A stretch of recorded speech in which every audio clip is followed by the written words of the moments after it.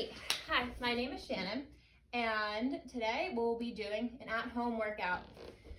See as how gyms are closed, an at-home workout, all body weight with a kettlebell is a pretty good thing to have in your knowledge. So, before starting working out, I always like to start with taking your heart rate. Your heart rate lets you know where you are at your base when you're active, and then at cool down as well.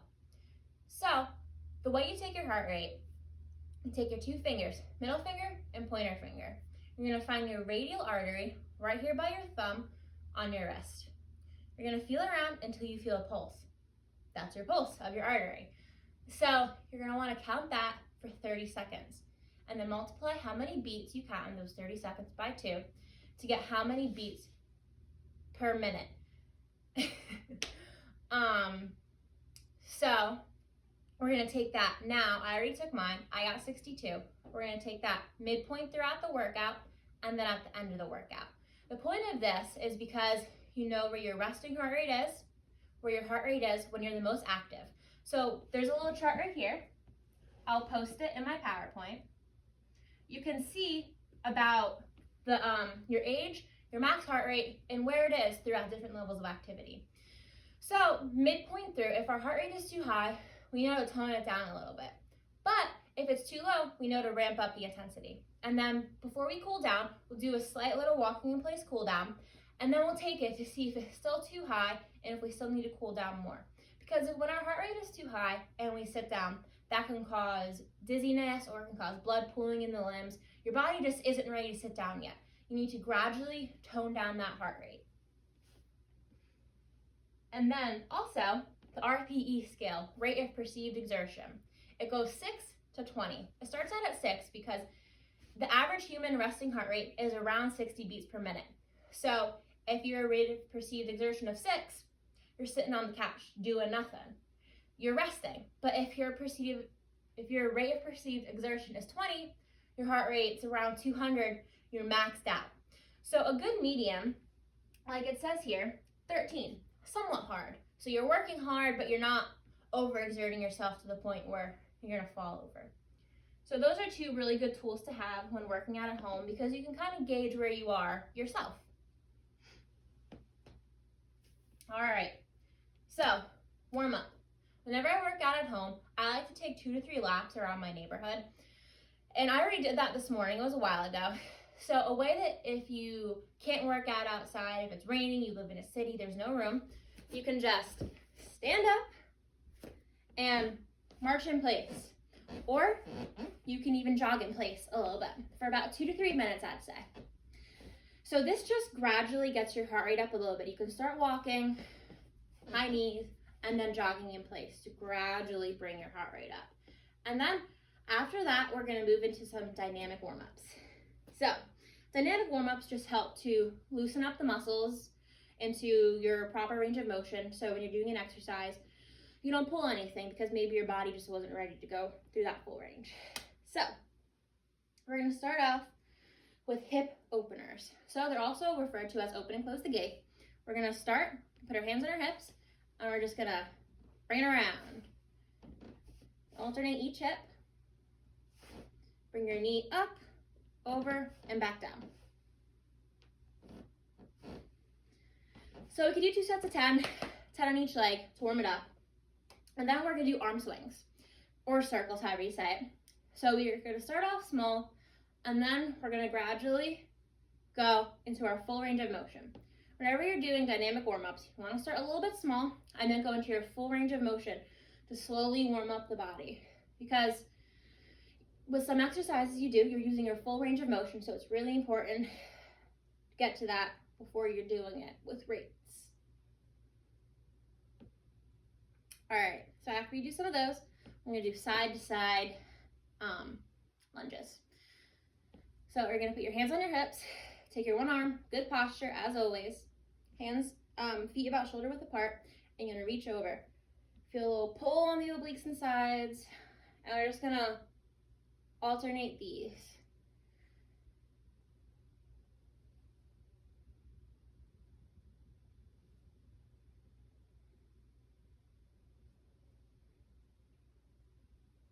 All right, so after you do those, we're gonna go into some leg swings, or as some people call it, Frankensteins.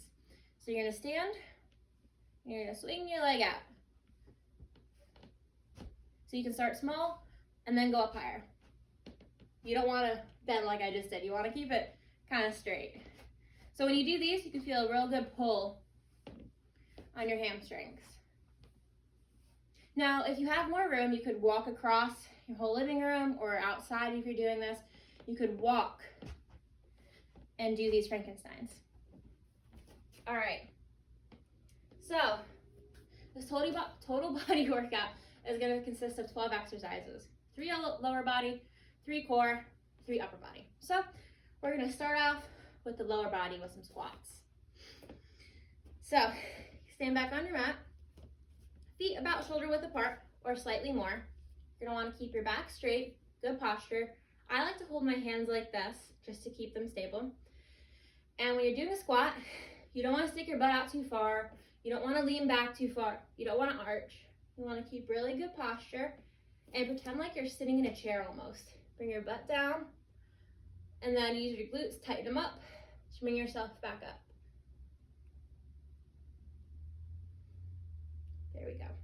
So with each exercise I have posted in my PowerPoint, I have a regression and a progression. A regression is something to make it easy, but a progression is something to make it a little bit harder. So for these squats, say if you're working with the geriatric population, you could have them do a mini squat. Not very intimidating. Or you can have a high set chair, and you can have them just touch their butt to the edge of the chair. Or even if they just want to rest in the chair for a second too, they're still getting the motion of the squat, but it may not be as intimidating.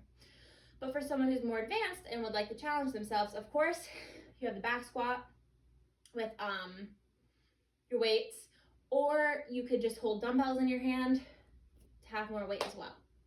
So lateral lunges is our next exercise. You're gonna want to stand with your feet more than shoulder width apart, and we're gonna lunge side to side. So again, good posture. Put your hands on your hips. You're gonna go down, back up.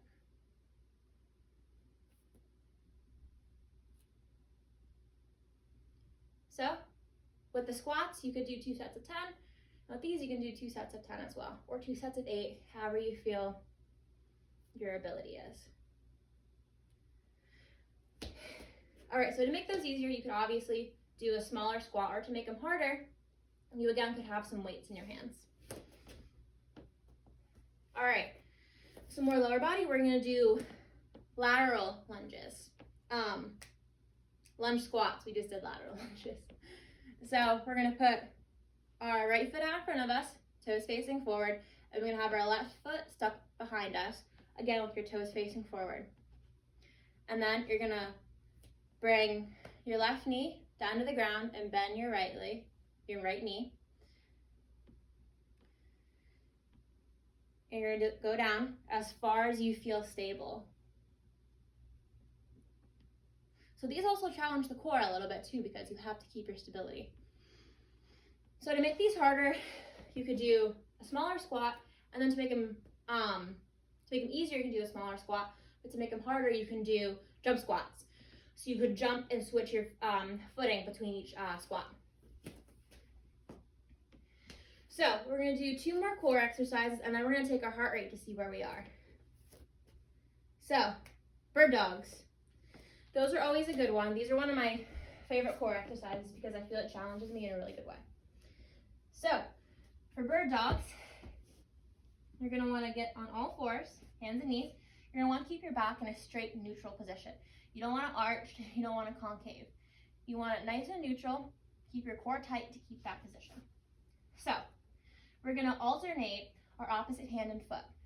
So, we're gonna bring our right hand up and our left leg at the same time. And the whole point of this motion is slow and controlled. You really wanna challenge your core muscles to keep your body in a straight, stable position. I always like to pretend that there's a bottle of water on my back. That helps me visualize my body as a whole and to help me keep my positioning, because if I sway to one side, I would drop the bottle of water off my back. So to make these harder, you could do a faster pace while controls. Again, you can add weights to your ankles or wrists. And to make them easier, we could do just one limb at a time for somebody who's really not balanced and they're just starting out, to make it easier. So our next core exercise are bicycles. These are, again, one of my favorites. And whenever I do supine exercises on the floor, I like to give my lower back a little bit of support. So the way I do that is I make a little triangle with my hands. Bring my pointer fingers and my thumbs together, and I put that underneath my lower back. And it helps to not put as much strain on my lower back until I really work to build up my core strength a little bit and overall heal my back a little bit. But right now, it's been bothering me. So I like to give myself a little bit of support like that. So with these bicycles, you're gonna wanna lay down on the ground, hands in triangle position, underneath your lower back. And we're gonna lift our legs up and kick one leg out at a time, sort of a bicycle motion.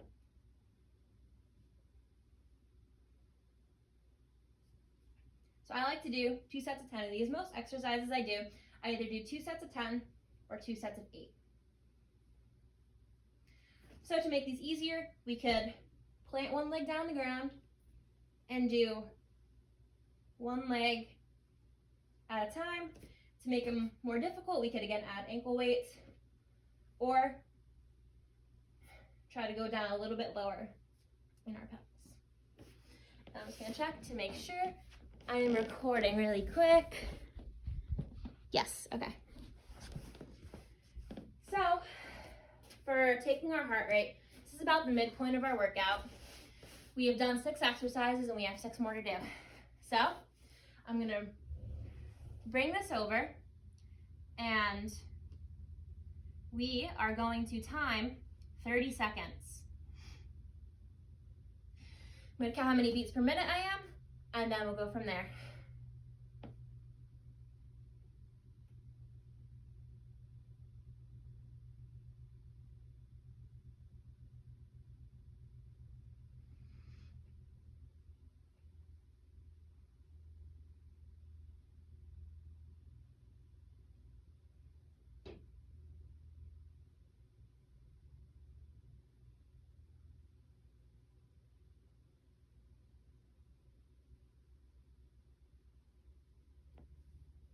All right, 31 seconds, good enough. So I got 53, which makes my heart rate 106 beats per minute. So if we come over here and look at the chart, 106, it's not as high as it should be. Let's see, where am I? We're at about weight control, fitness, fat burning. So that's about just above your moderate activity. I'm not going through the whole workout, so I'd say that's pretty good. But knowing your heart rate throughout the middle of your workout is an amazing tool because it lets you know how hard your body's working. And say, if I do this workout and then a month from now, I do the same workout and my heart rate's a little bit lower at the same intensity, that shows my body's adapting more and being able to work out harder without actually working my heart out as much, which shows I am actually gaining fitness, which is, it's just a really cool tool that anybody could use at home.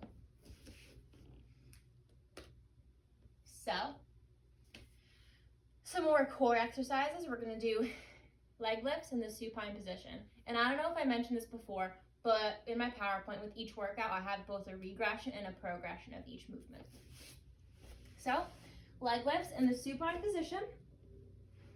I'm gonna lay down, and I don't need to really brace my back with this because we're gonna use our one leg to brace yourselves. So you're gonna have one leg bent to support your lower back, and you're just gonna do a leg raise, keeping your knees straight, toes pointing to the air. Because if you move like this with your foot pointing to the side, that's using a different muscle from what we aim. We want to work on the quad with this one.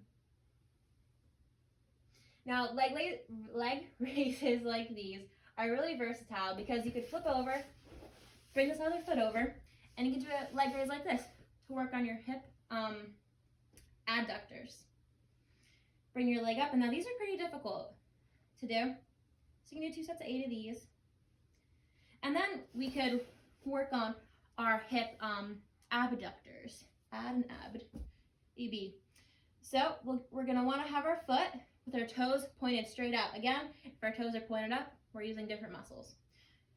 We wanna have our toes pointed straight and bring our leg straight up. When I work out, I do all three of these just in one motion because you're already down on the floor in that position.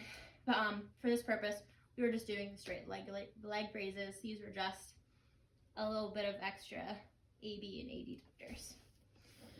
All right, so next we're gonna do glute bridges.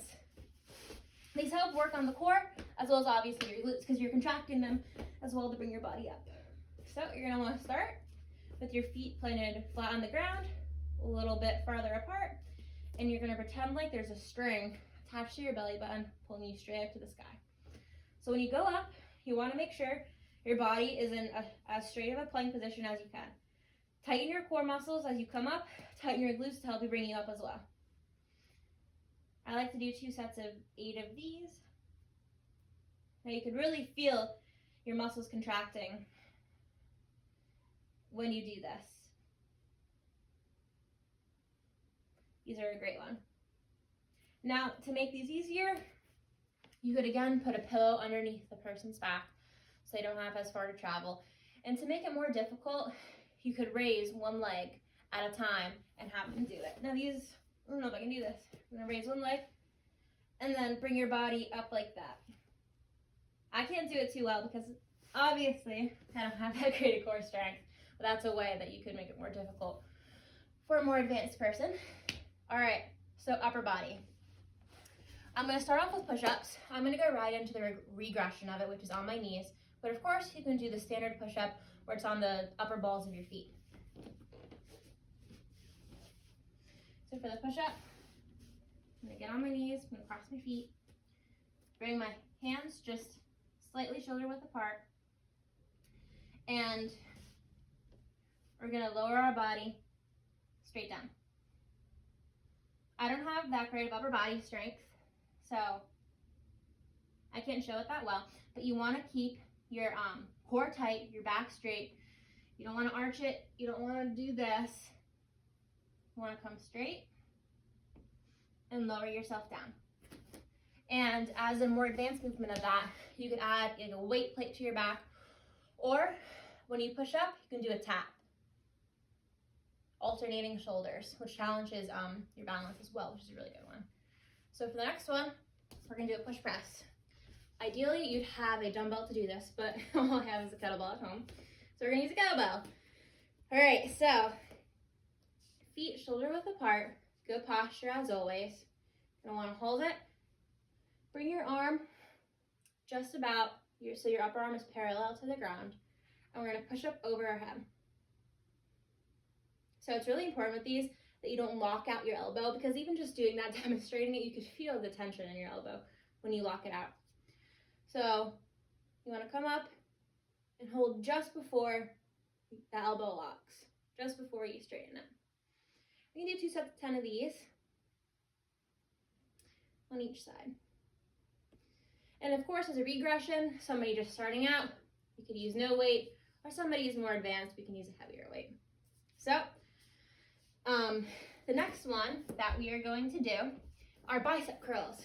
So for these, again, you're gonna wanna stand, feet shoulder width apart, good posture. You're gonna wanna keep your upper arm right close to your body. You don't wanna be moving it in or out. And we also don't wanna use a whole momentum thing with this. We want this to keep the focus solely on the bicep. This is a bicep curl, so we want all of the focus and contraction to be on the bicep. So you're gonna start with your palm facing in, and then as you move up, you're gonna, with your palm facing your the side. And then as we move up, your palm is gonna face you. So we're gonna do that. And really work on keeping your body stable, not swinging, really focusing that contraction into the bicep. And then obviously regression, lower weight, progression, higher weight. And also, if you have resistance bands, this would be a great exercise to use because you can put it right on the leg of the couch and you can pull against it like that too. So, tricep kickbacks. These are obviously working on the triceps. So we're gonna go into that lunge position like before. Toes positioned forward, front leg bent, and your right leg slightly bent as well. So you can use your right hand to brace on your right leg, and we're gonna lean forward a little bit, keeping your back in a nice, as straight as you can position. We're not leaning forward or back like this. Right to where it feels nice, natural, comfortable. Brace your core to keep yourself steady, and you're gonna bring your arm back. Not so your forearm is parallel with the ceiling, but just slightly below that. And then we're gonna straighten our arm back.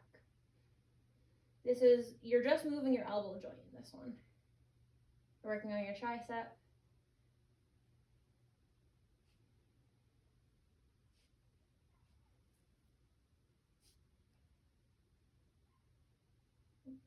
It's difficult to keep your arm in that position, so it's one that some people might have to work up to, like me probably.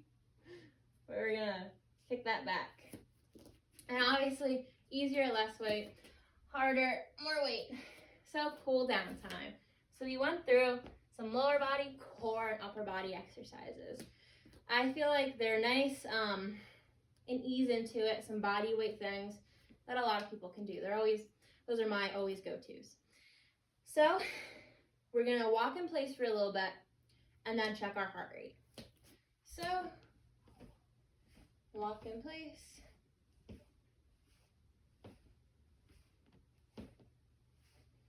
Or if you're working outside, you can take a nice lap around your neighborhood or around your lawn even. It doesn't matter too much. Just the goal is to lower that heart rate. Think of a nice happy picture to help get your heart rate nice and lowered. And if you were working out at a more intense level, light jog would help to get your heart rate down. Start off with a light jog and slowly progress down to the walking. Because if you're working out really intensely and you hop off of something and you're just slowly walking, sometimes that isn't slow enough to get your heart rate down. So feel it out, know your own body, know how you're feeling. All right, I feel my heart rate coming down a little bit. So we're gonna time it for 30 seconds and count my pulse. I'm gonna restart that.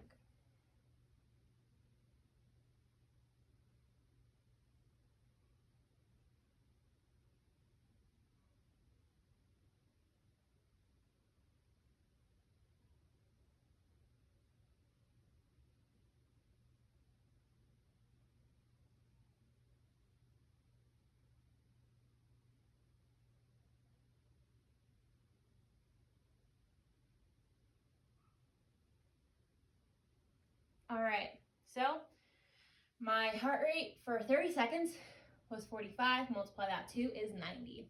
So heart rate of 90, it does show that I did cool down from 106. And 90 is within the resting range. It's 60 to 100, with 60 to 80 being more normal, 80 to 100 being on the higher end of normal, but it is normal. So I feel as though I am okay to progress into the static stretching stage of the cool down and flexibility. But if your heart rate was still higher, you'd want to get back up, start walking a little bit more until your heart rate's really cooled down, because you don't want your heart rate to be high as you just plop down. All right, so flexibility, static stretching. So your muscles are really, really warmed up from that exercise, so they're going to be able to stretch more. A professor of mine once described muscles as spaghetti. Spaghetti right out of the package is hard to snap it in half, but once you put it in warm water, it boils, it becomes very malleable and pliable, and that's what I always think of whenever I stretch after I warmed up.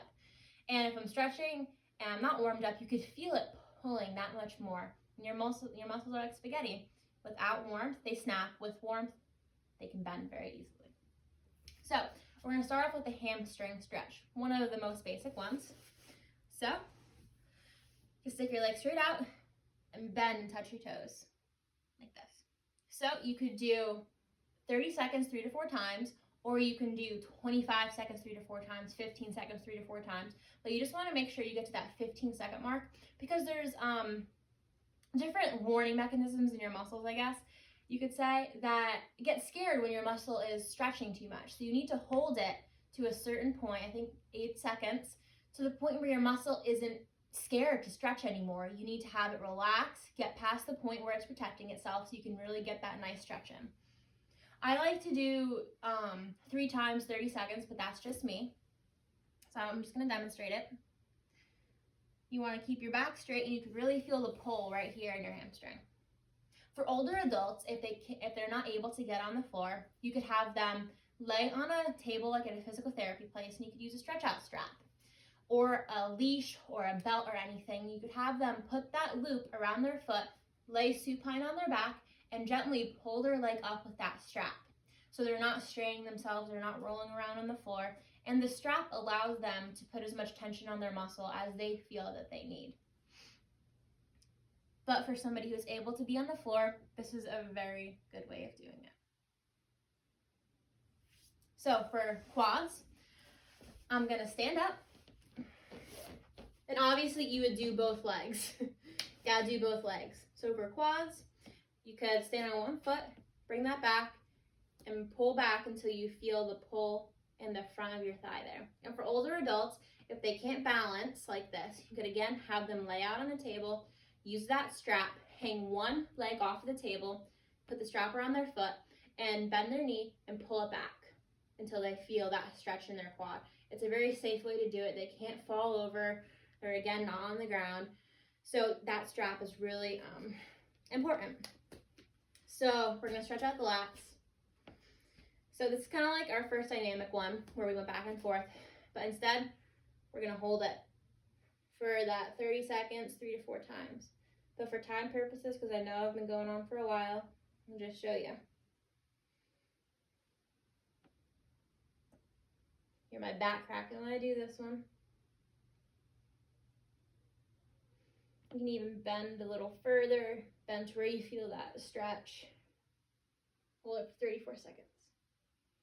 All right, next is a piriformis stretch. It stretches right along your glute almost right there, that muscle. This is one of my favorite ones because my lower back does tend to hurt. So there's multiple different ways to do this one. So one of them is you can lay on the ground and move your foot over the side of your body and pull to your opposite shoulder. You're going to feel a stretch right along the side of your hip, butt area, and that's really going to help to loosen up your lower body. So you're going to hold that for 30 seconds, 3 to 4 times. And then another way of doing it too, to have an older adult do that, if they can't get up like in that position, you're going to bring your opposite ankle to your opposite knee, and you're just going to bend down, and you can feel that same exact stretch right there. This is a very easy way to have an older population do that. Right like that. All right. So next are your adductors, right in the middle of your thigh. It's called the butterfly stretch, some people can call it. We're gonna put our feet together and bend to really feel that stretch. And you can push your knees down as far as it can go without hurting. The whole point of stretching isn't to hurt you. It's to help you feel better and be more mobile. So don't push to the point of pain, push to the point of slight discomfort. Bend down, and I can feel that stretch right there at my adductors. All right, so for our final stretch for flexibility, we're gonna do our gastrocs, our calf muscles. Now there's multiple ways to do this. Again, for an older population, you could use that strap and pull it back. But you could also use a wall too. You could hold onto the wall, and again, kind of like in the lunge position, you're gonna want to put one leg in front of you, one in back. And you're gonna bend forward. You're gonna want to keep that back heel on the ground, because as you bend forward, you can feel that stretch. But if you lift it up, stretch is gone. So you really want to work on having that foot straight, heel on the ground, and slowly bending forward until you feel that stretch in your calf. They also make little gadget things called the Pro Stretch. It kind of looks like a boat for your foot. You could put it in, and then you could rock it back and get the same stretch without having to challenge your balance like that. So that's also a very good option for older adults. Have them do it in the parallel bars with the Pro Stretch. All right, so I think that concludes my workout. So we went through a total body with proper warm-up, cool-down, heart rate, everything you need to know for the basics of an at-home workout. So, thank you.